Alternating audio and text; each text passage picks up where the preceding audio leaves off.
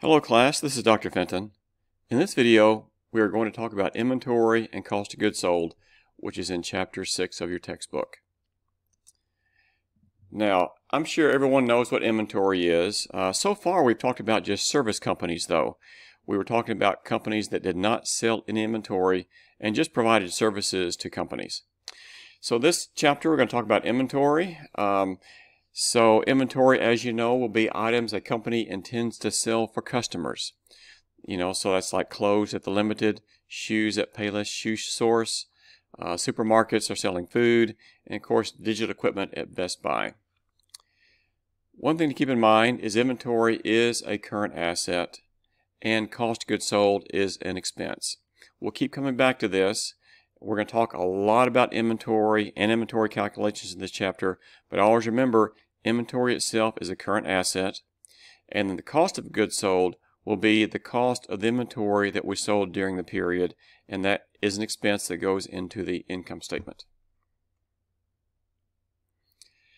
Now, in manufacturing companies, which we're not going to talk about too much in this chapter because in Accounting 201 we have an entire course on manufacturing companies and how you account for the producing of inventory. But at this point, just know that for manufacturing companies, we have three different inventory accounts. We have raw materials, when they buy the product that they're going to turn into a finished product. Work in process, that's where they bring the raw materials in, they add labor, they add overhead, and then finished goods inventory is where they place the cost on the balance sheet when the inventory is finished production and they're trying to sell it to their customers. We'll talk about merchandising companies in this chapter, and we have several examples talking about Best Buy, so we'll see that coming up in just a minute. But again, if you're trying to compare a manufacturing company, Intel, with a retail company, Best Buy, a manufacturing company has three inventory accounts. Again, raw materials, work in process, finished goods. Don't worry about those in this chapter. I'm just sort of pointing this out. But we are going to concentrate on retail companies like Best Buy. So this chart is showing you again manufacturing companies that again don't worry about too much. But these three items, materials, labor, and overhead, will go into work in process in the accounts. And then when they're finished, they'll go into finished goods inventory. And then when it's sold, they'll go into cost of goods sold. We'll talk about that in a second. We are going to concentrate here on merchandising companies. The merchandising companies will buy inventory from the manufacturer or from a wholesaler, a supplier, and then sell it to customers. Okay, so we're going to talk about how to account for the cost of inventory in merchandising companies.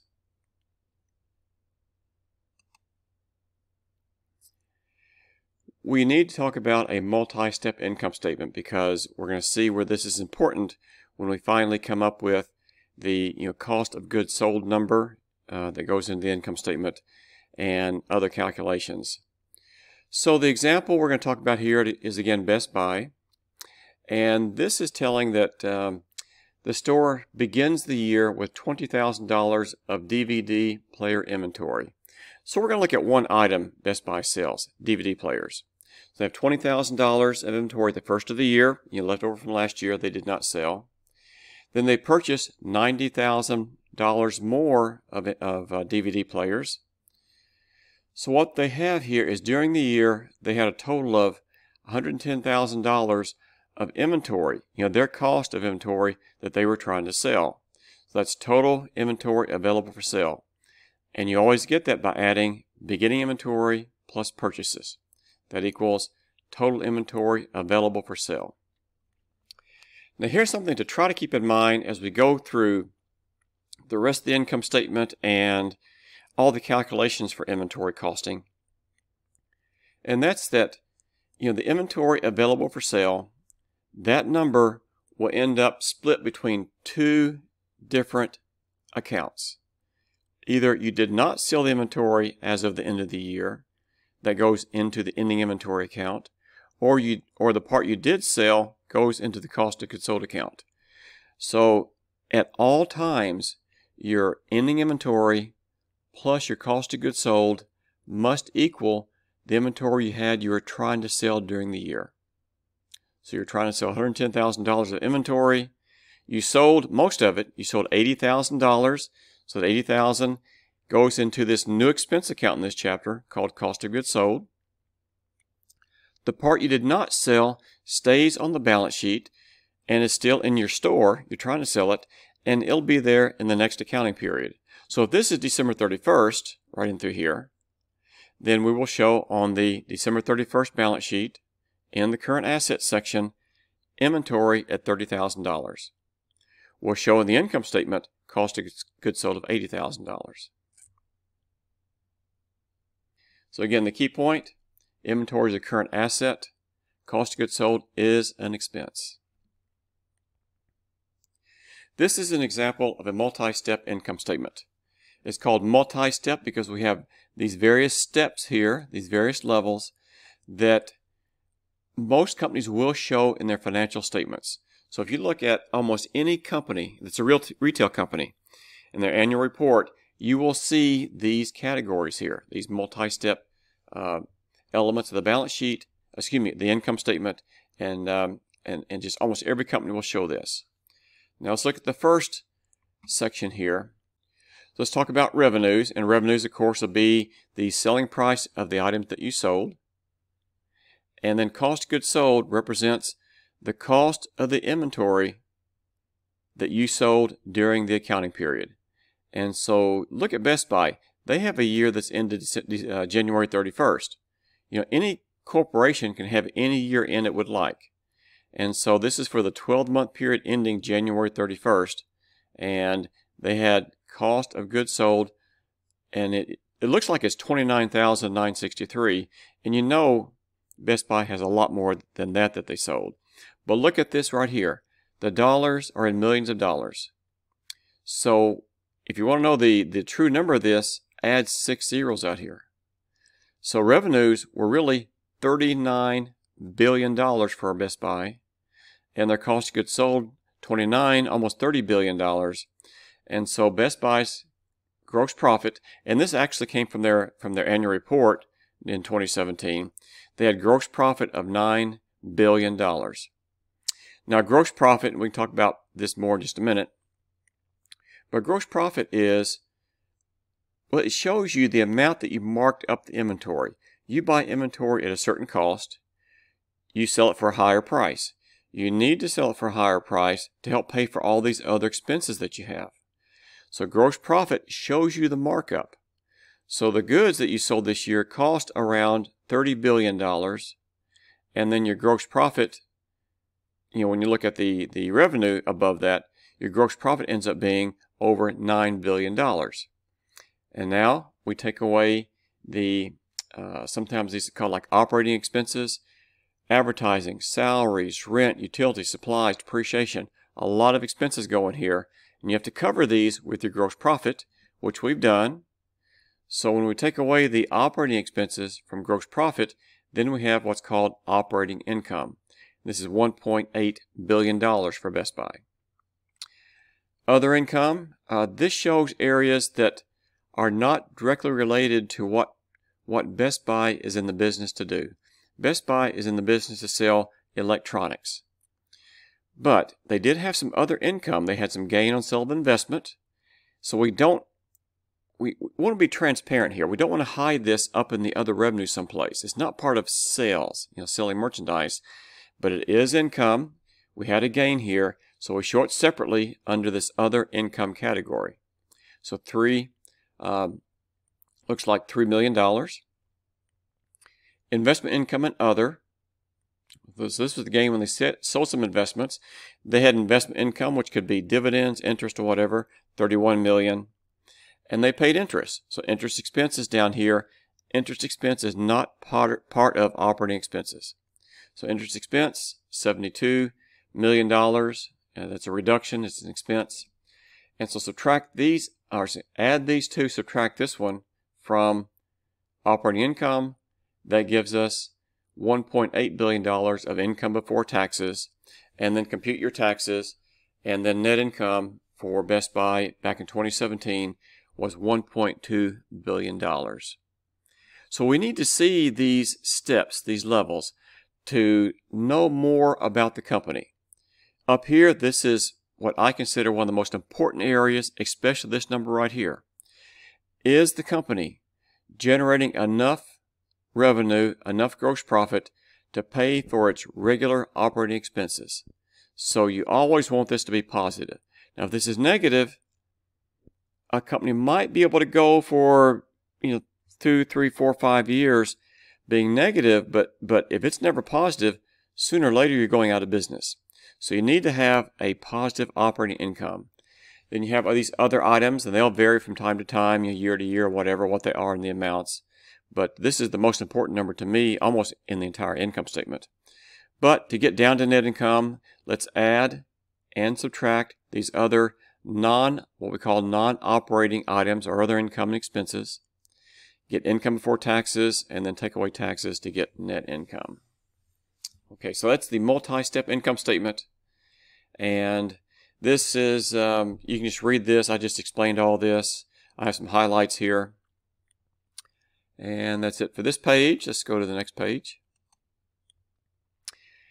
Inventory costing methods. Here's where it gets detailed. Okay, so pay close attention to this.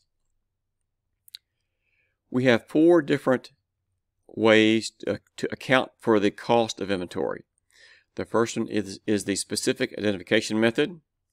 And then we have first in, first out, last in, first out, and weighted average. And yes, you can see the acronym out here. So first in, first out. We do call this FIFO. So yes, accountants do say that this is FIFO. In this method, we do say LIFO. So if you hear FIFO or see this written, it means first in, first out. And LIFO means last in, first out. So let's talk about these in detail. First, here's is the example. We have Mario's Game Shop. And Mario started the year off with beginning inventory of 100 units, and those units had cost $7, last year. And so last year Mario paid $700 for these 100 inventory items. Now, getting into this year, Mario purchased another 300 on April 25th. And you can see we have rising prices. So these 300 units cost us $9 each. And that was a total of $2,700. Then on October 19th, we had to purchase 600 more units. We had to pay $11 each for these. So $6,600 was the total of that purchase. So during the whole year, and this is all the activity for the whole year, we had 1,000 units we were trying to sell. Beginning inventory plus the total of 900 we bought during the year. So we're trying to sell 1,000 units, and that had a total cost of $10,000. We had 2 sales. This is making it simple on us. Just 2 sales. A sale on July 17th where we sold 300 units, and then another sale on December 15th where we sold 500 units. So we sold a total of 800 units, 2 different days, 800. So if we were trying to sell 1,000 and we only sold 800, that means we had 200 units left over in ending inventory. Now watch, in this column we are just talking about units. Up here in beginning inventory and purchases, we did add the dollars here and extended this out, so we know this. But we're not dealing with dollars yet on the sales. We're just looking at the units. So the first thing in all these computations we're getting ready to go through, the first thing you need to do is make sure you keep up with the units. We had 100, we purchased a total of 900, and then we had 1,000 we were trying to sell. What happened to 1,000? Well, they were either sold, 800, or we had these left over in ending inventory, 200. So you can see, yes, this 1,000 must always equal units sold and units in ending inventory. Those must always equal. Okay. Now, let's look at the specific identification method. We're not going to really talk about numbers here on this one. I do want you to know that the specific inventory identification method is used when you're selling a relatively small number of unique items and usually expensive items. That's why I have this highlighted here at the bottom. Now, a typical example would be like a car dealership. So a car dealership will know how much a car cost them, from the manufacturer, because they will know the options and the model and everything. So when they sell that car, they're pricing it to you knowing their exact cost. So car dealerships will use the specific identification method. So that one is that's all we're going to talk about on that method. We're not going to play with the numbers on this one, so don't worry about that. Okay.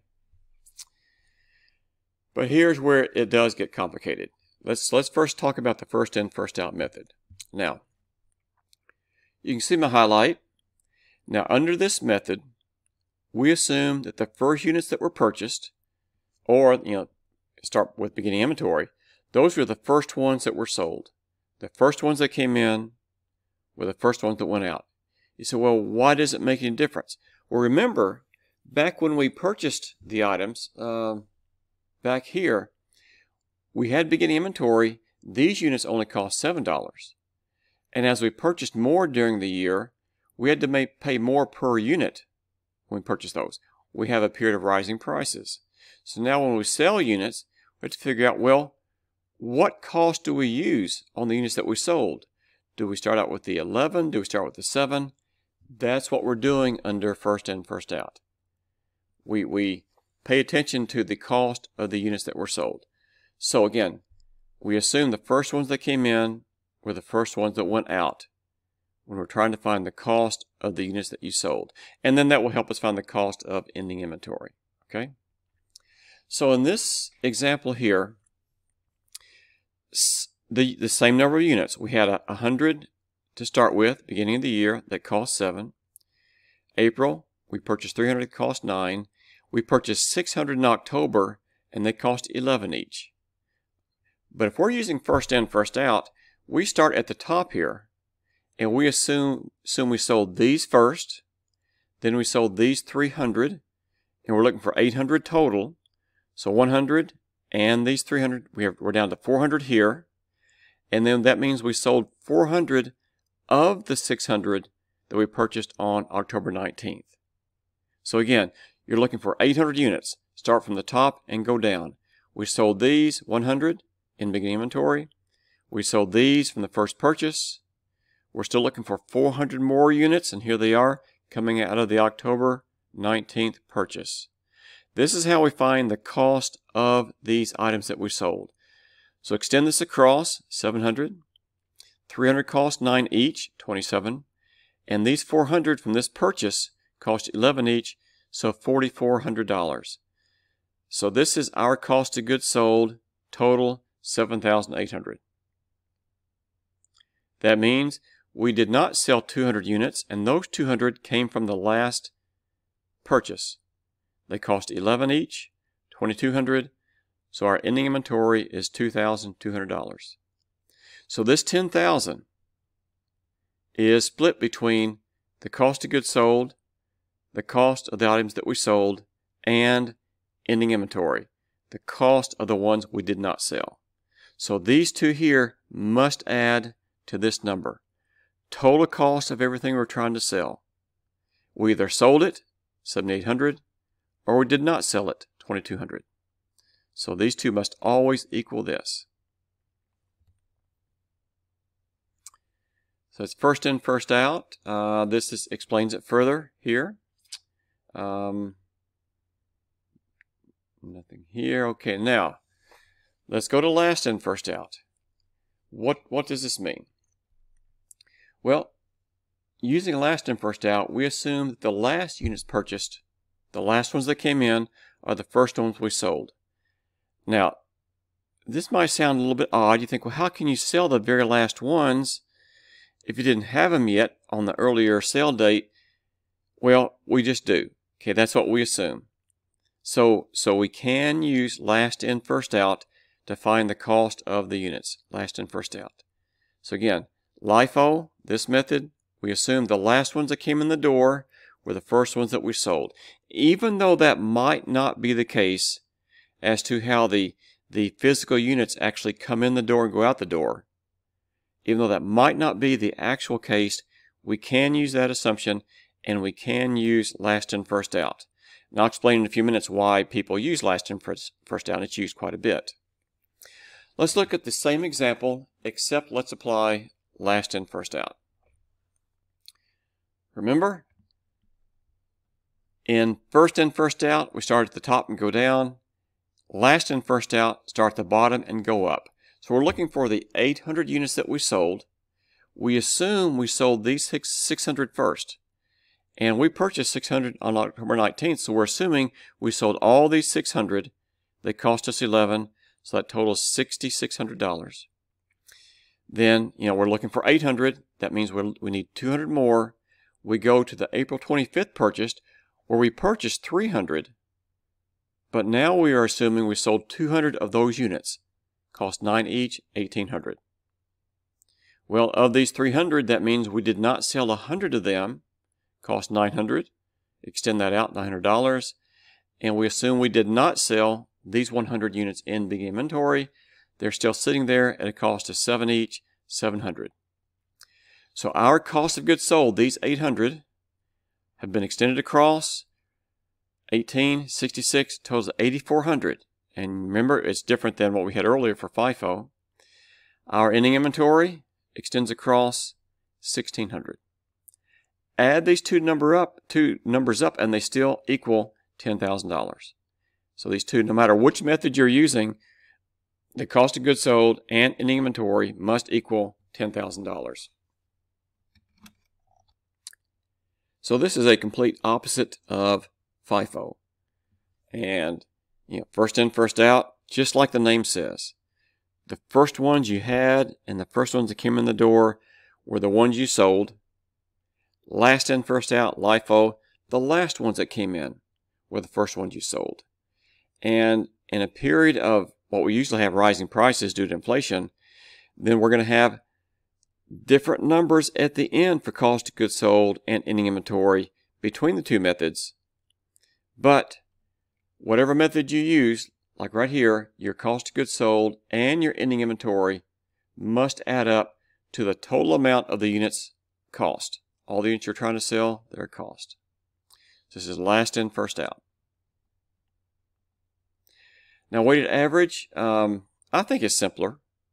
What you will do is just average the cost of the units. Here, add all the units, 1,000 we had and purchased. Total cost of all those, just divide. So $10,000 divided by 1,000 units. $10 each is the average cost, or the weighted average cost. That means if we sold 800 units, then we're using an average of $10 per unit, $8,000. If we have 200 we did not sell, we use the average cost of $10 for $2,000. So again, these add up to $10,000. So this one's fairly simple. Now going down here, this just shows a summary of what we just went through.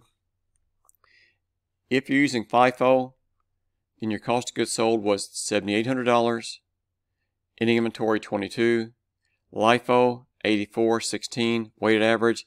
In between those, almost works out that way almost every time, $8,000 and $2,000. Now, why do these differ? Well, you can see here, if we assume we sold the lower cost items first, our cost of goods sold is going to be lower than the others. Okay? And that means your ending inventory is going to be higher because you assume you have left over from the highest cost units. Okay, so 22 is higher than these. Okay, so this is an example you can go through on your own. So let's go to the next page. The effects of inventory cost methods. Again, if we had sales of $15, and remember your sale price should be higher than what the item cost you, your cost on these inventory items. And all year long they had the same selling price, $15. So the sales revenue doesn't change. No matter what method you use, you have the same sales revenue. Your gross profit will be different because your cost of goods sold is different. So your first in, first out method gives you the highest gross profit because you have the lowest cost going through cost of goods sold. The opposite of that is LIFO. It gives you the lowest gross profit because the highest items are being sold first. And this usually ends up in the middle, the weighted average. So why choose FIFO or LIFO? I'm going to go ahead and jump to LIFO because this is what a lot of companies will use. The primary benefit of choosing LIFO is tax savings. Think, well, how does that work? How do you save taxes just choosing inventory method? Let's go back up to here. Under LIFO, you have the lowest gross profit number. So that means your operating income is going to be lower. Get down to the bottom of your income statement, your income will be lower. And in fact, your income before taxes will be lower. You'll pay less in taxes. So if you start out with a lower gross profit, when you get down to that income before income taxes number, that's also lower compared to the other two. And so you're going to pay less taxes. So last in, first out almost always saves you taxes. And it's a method the IRS approves of. So there's no problem here. So you can use LIFO, and that's why a lot of companies will use LIFO, and that's the only reason to save taxes. Now, you cannot use one method for financial accounting, like for your annual reports reported to the public, and then another method for your tax return.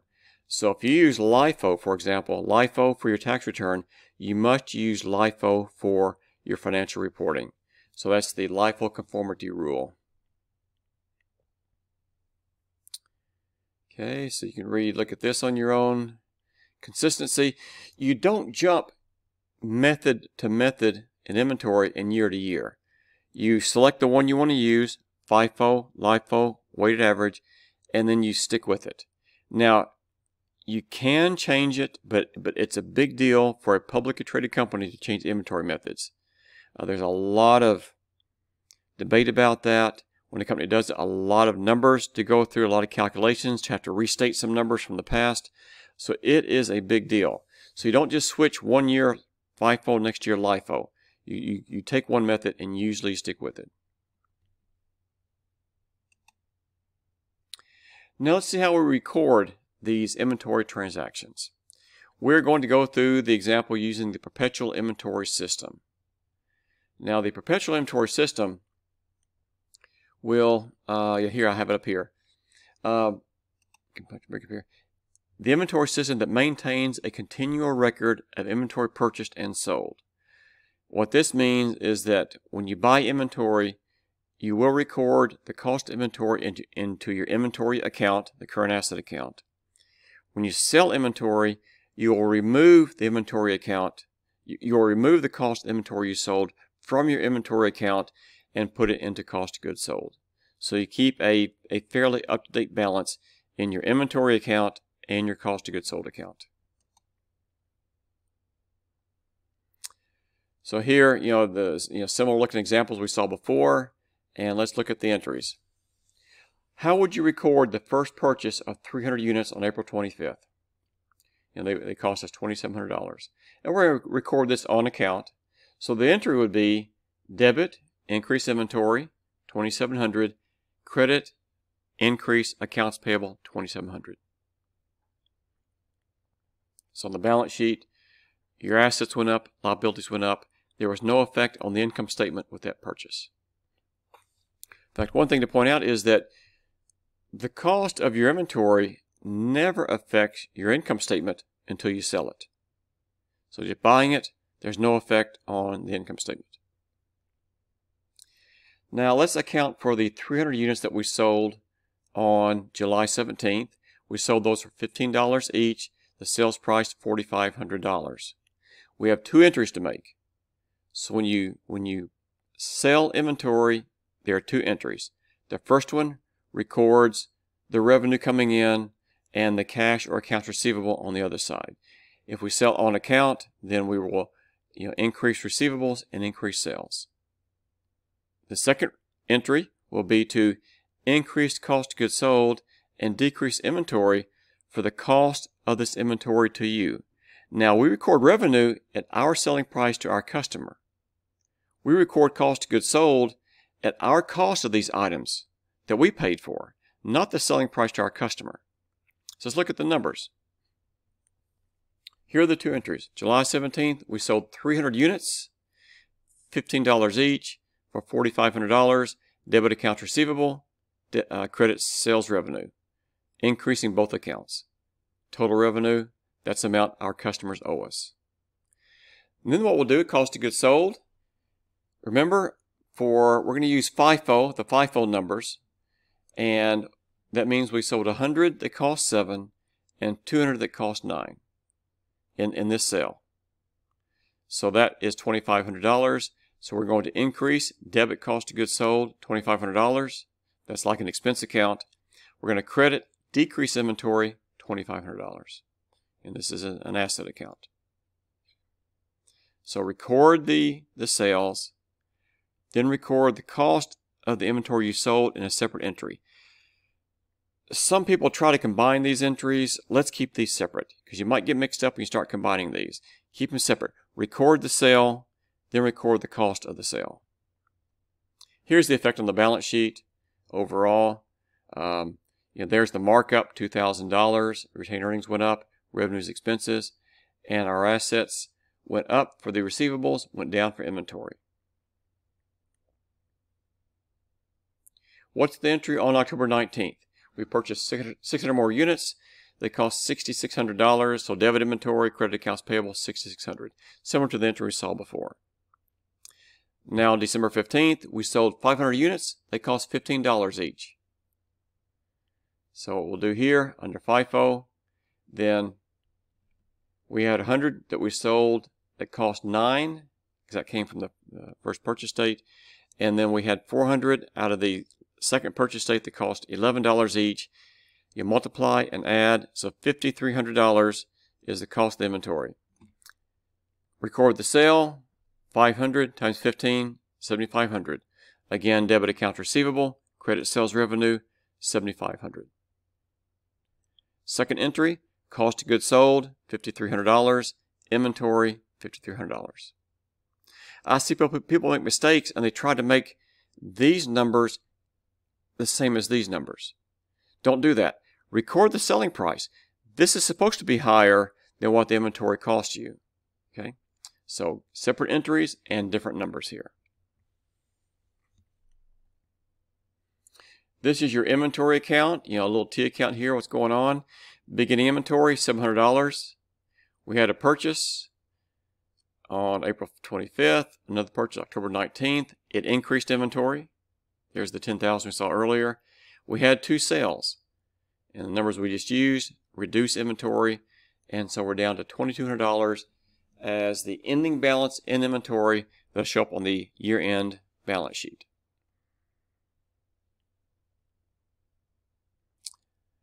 And don't worry about the LIFO adjustment number. There's nothing to worry about there. Okay, here we have some new terms here.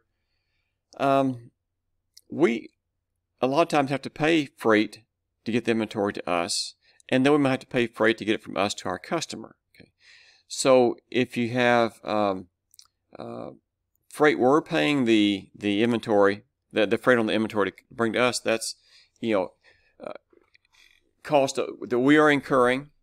And what we also look at here is a couple terms, FOB shipping point, FOB destination. Now what this means, it means when does the title pass from the seller to the buyer. So FOB shipping point means the title passes when the seller ships the inventory. So when it's in transit, the buyer owns the inventory. Okay, so the buyer's responsible. So it needs to be insured in case something happens. Now, if the term stated between the two companies, and see either one or the other, not both, if it's FOB, which means free on board, or some people call that freight on board, a free on board destination means the title does not pass to the buyer until it reaches the buyer's destination. So that means when it's in transit, the seller still owns the inventory. So freight in means we are paying the shipping cost for the inventory coming to us. Let's say we're the seller, so we pay freight in.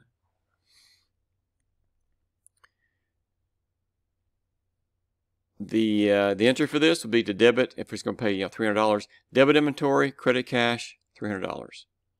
Okay, this is inventory. This is not like inventory shipping expense or anything like that. This is inventory.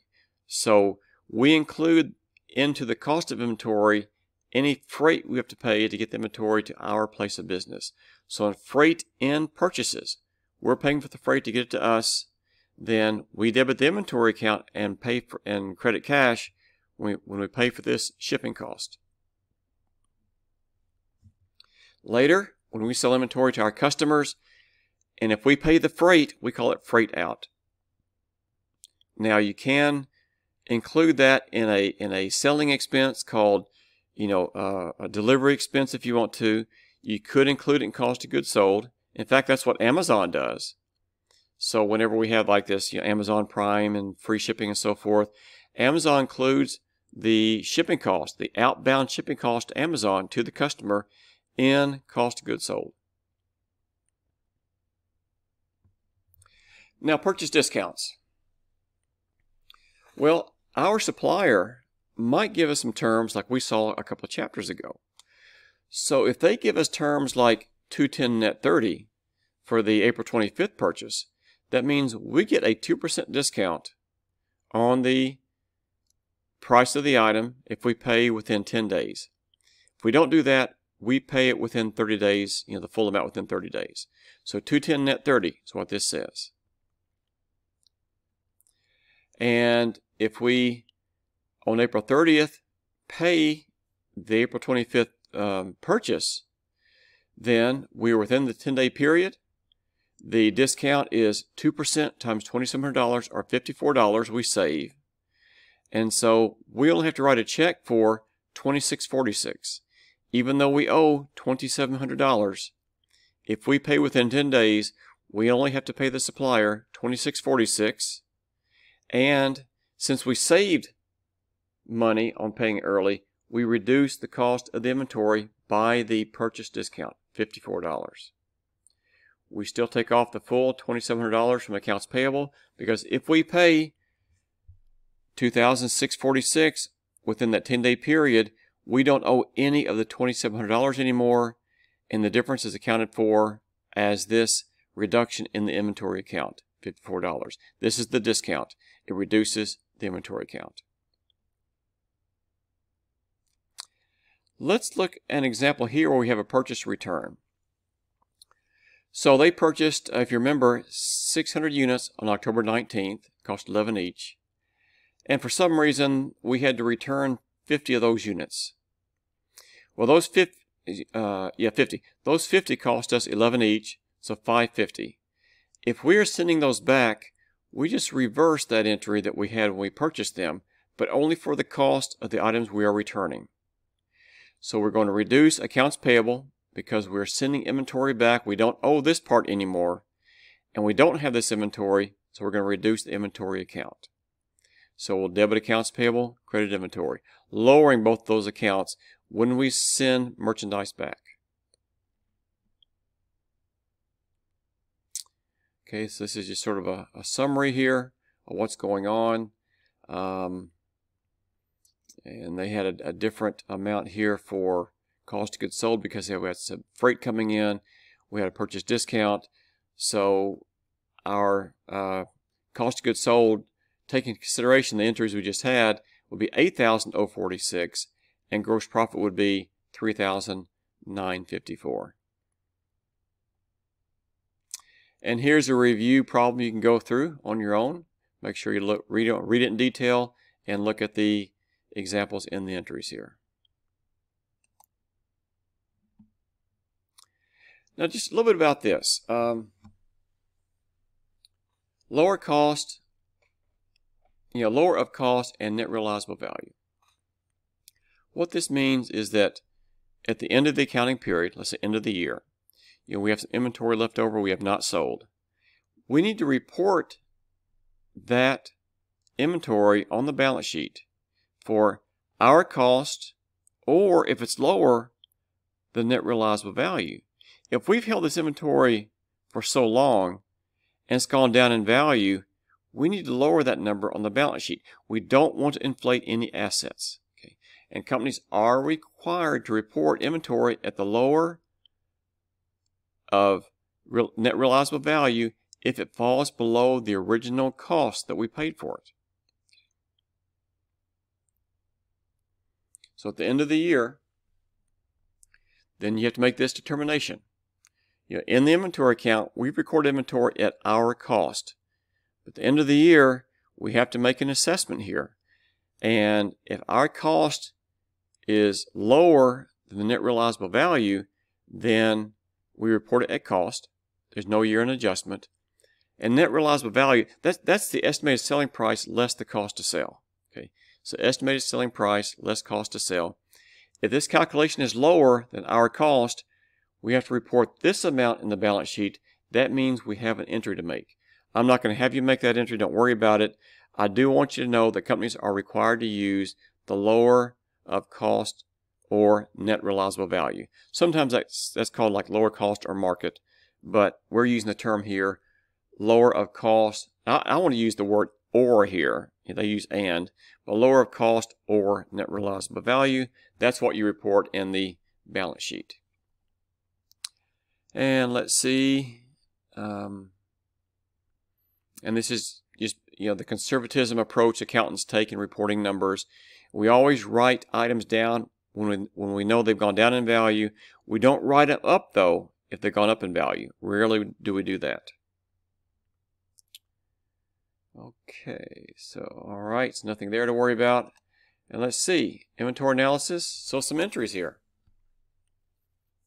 The first one is the inventory turnover ratio. This shows you the number of times the firm sells its average inventory balance during a reported period. So let's say for the year. So you find your average inventory, divide that into cost of goods sold. That's your inventory turnover ratio. Now average inventory, I think we're going to have an example here in a minute. Average inventory is the beginning of the year inventory plus end of the year inventory divided by 2. That's the average inventory. Another formula here, average days in inventory. We're going to take this ratio, put it in the denominator, divide into the number of days in the year, and that's on average how many days inventory sits on our shelves, let's say. Let's look at some numbers here. If we're given these numbers for Best Buy compared to Tiffany's, remember Best Buy, it's a retailer, it's very competitive. They're trying to get the goods in, get it out the door. Their technology could degrade in a hurry when new things come out. So they don't have as high a markup, but they need to get the items out the door in a hurry. Tiffany's, on the other hand, they have a small number of high dollar value items, a lot of jewelry and so forth. They're not going to sell it as quick, and their markup's going to be higher. So if we look at their beginning and ending inventory numbers, Best Buy here and here divide by 2, Tiffany's, find theirs, divide by 2. Let's take these, divide into the cost of goods sold given to us.